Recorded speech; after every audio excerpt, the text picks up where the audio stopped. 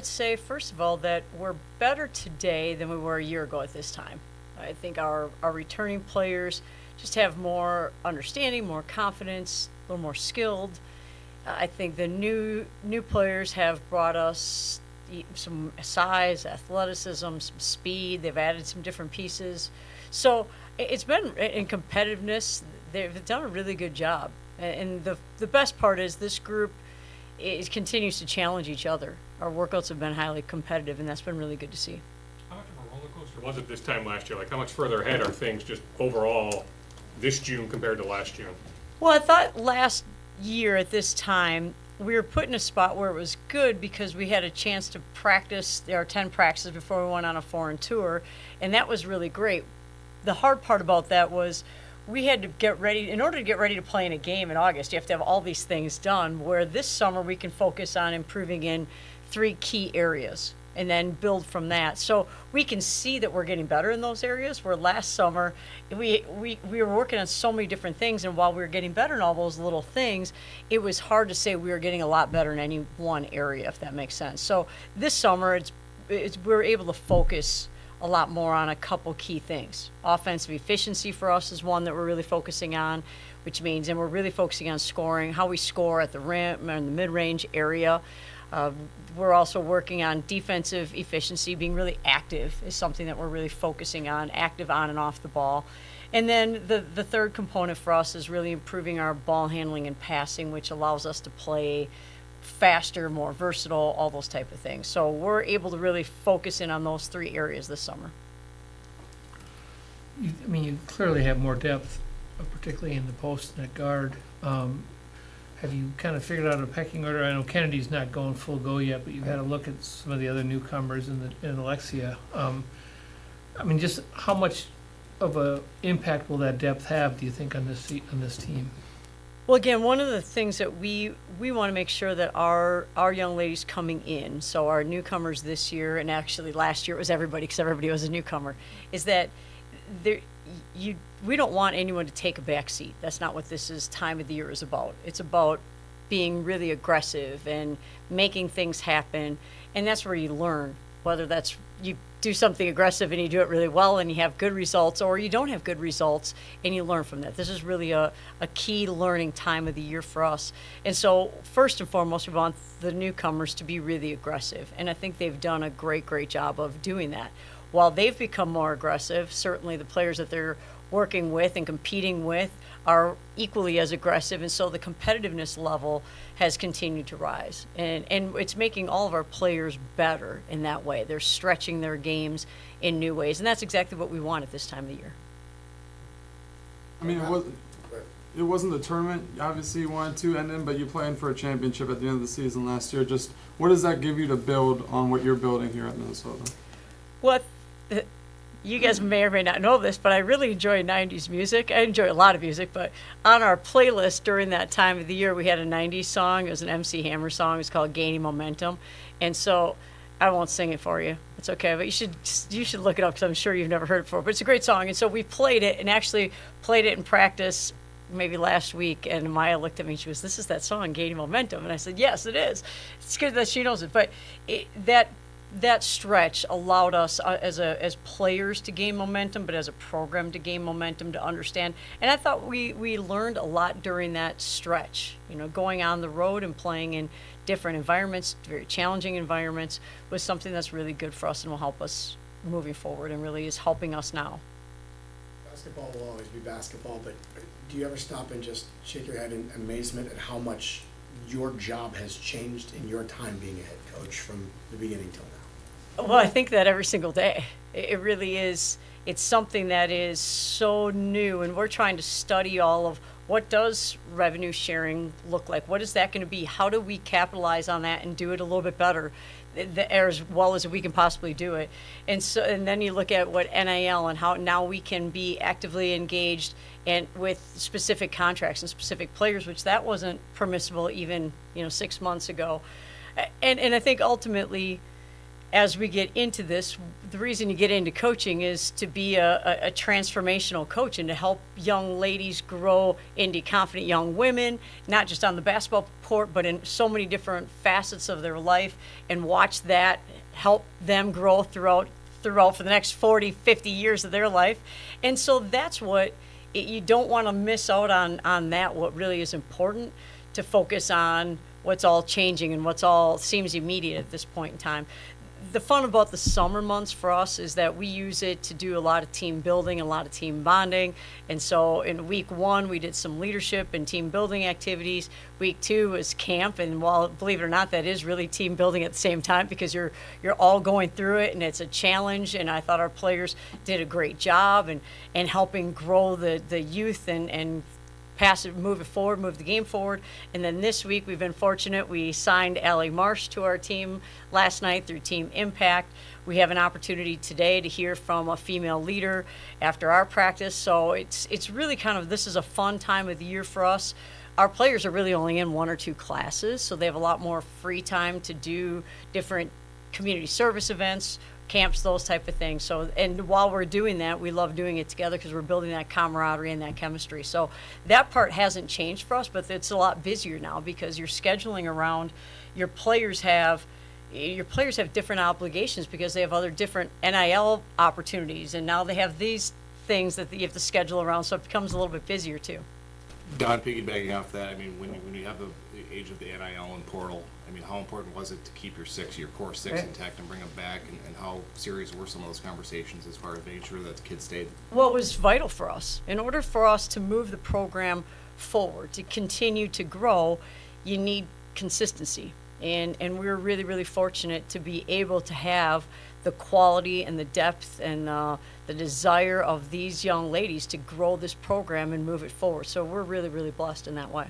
We're really fortunate. Are you aware of Mara in particular, or maybe Amaya as well, being offered more money by other programs, and they said, no, we'll stay here?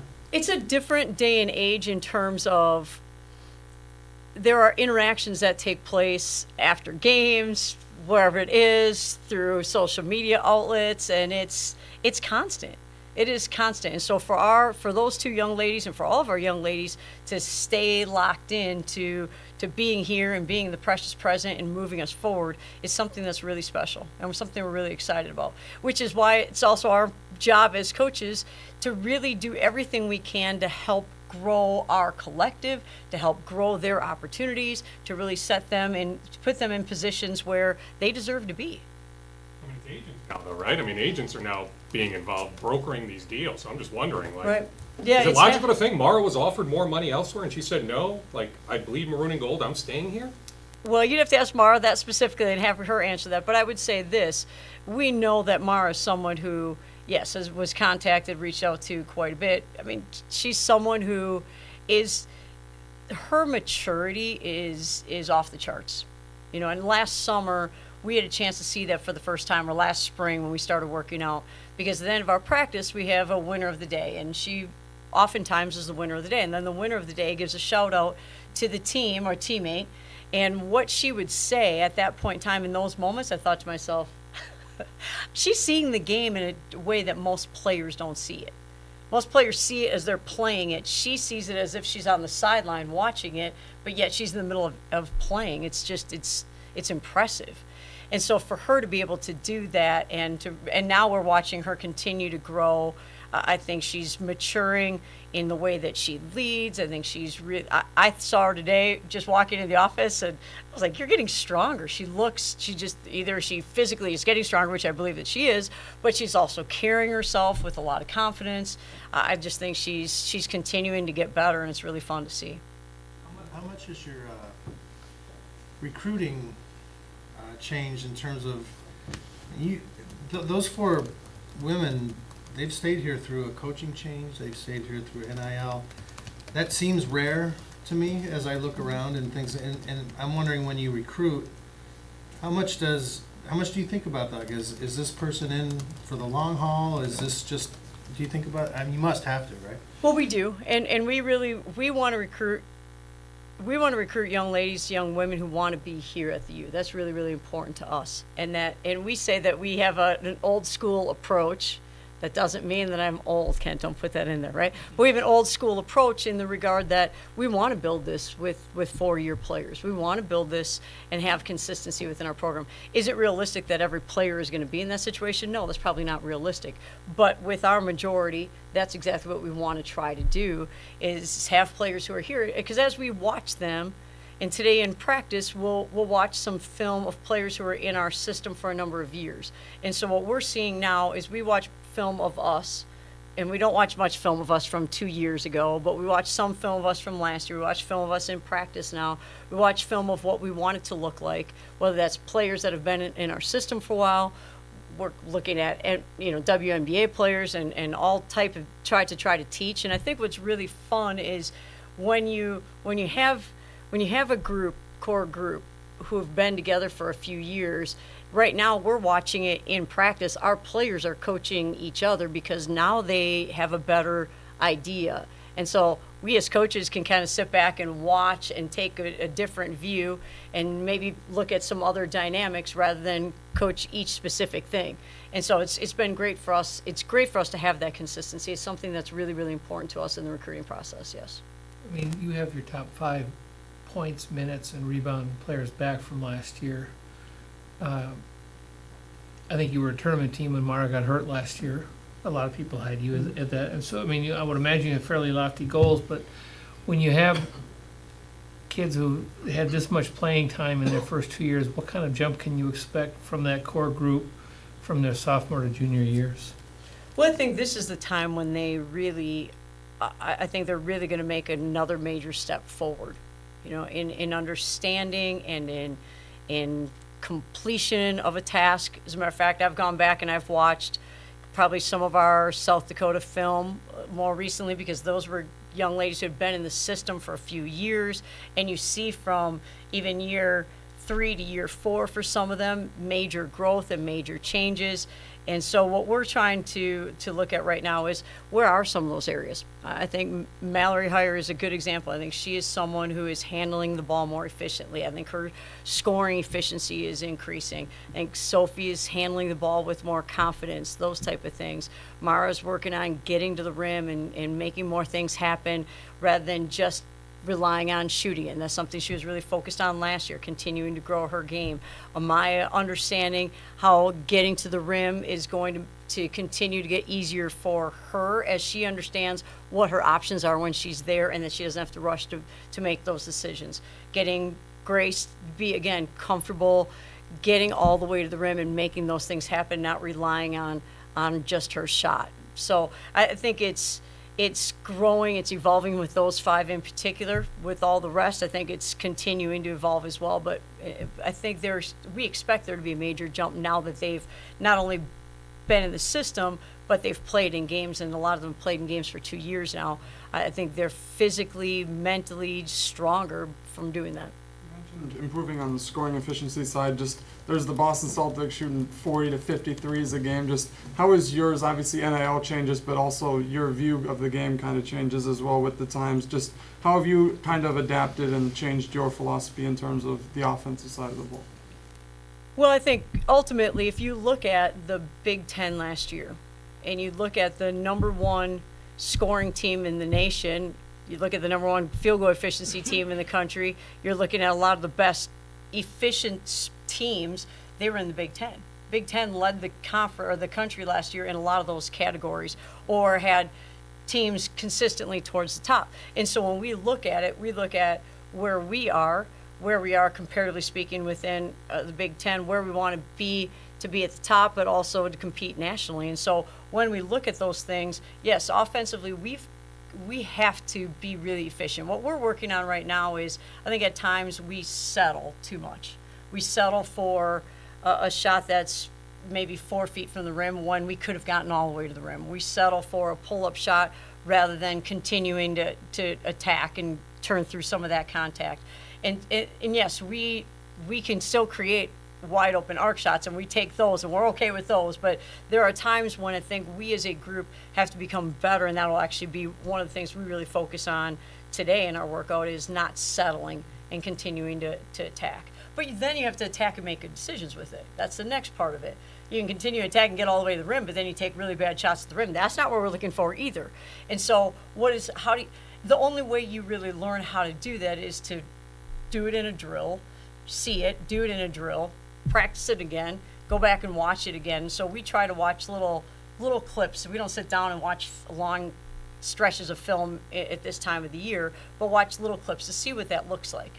And then our players really want to be good, but now it means you have to make some adjustments. And this is the time of the year. What does it matter if you make those mistakes and you're making aggressive mistakes? You learn from it, you move on, so that you're ready when the season comes around. I'm wondering how your preparation may change as we add teams to the Big Ten. I mean, I'm with you. We've had Big Ten teams at the top of the nation. Now we add teams who are also in the top 10 in UCLA, USC. What changes? Or does anything change in your preparation? Yeah, at this time of the year, I don't think anything changes for us. The tactical part of how we get there and what that looks like, yes, that'll change. But at this time of the year, we're just fighting to continue to get better. So that doesn't really affect us right now yet. You have two fairly high-profile additions at different ends of the experience spectrum in Annika and Taylor. How are they integrating into the mix, and what are your early impressions of them? I think they're phenomenal women. I think they get along with their teammates at such a high level. They understand both their teams in the past have been in the NCAA tournament. They're hungry. They want to get back to that. They want to be a major part of that. And they're both growing their games at the same time. So incredibly, incredibly coachable. I think they're really helping us and stretching us in a lot of good ways right now. I also think our other newcomers are too. Tori McKinney is a freshman who's come in and hasn't taken a back seat and is doing a really good job. McKenna Johnson had a chance. She was with us last semester, and she's continuing to be aggressive and assertive. That's really important. Alexia is someone who has a speed to her game and some ball handling that is going to help us. Jordan is someone who hasn't been able to practice with us full go yet because she's still coming back from an injury. But I think they've been absolutely outstanding and been a lot of fun for us.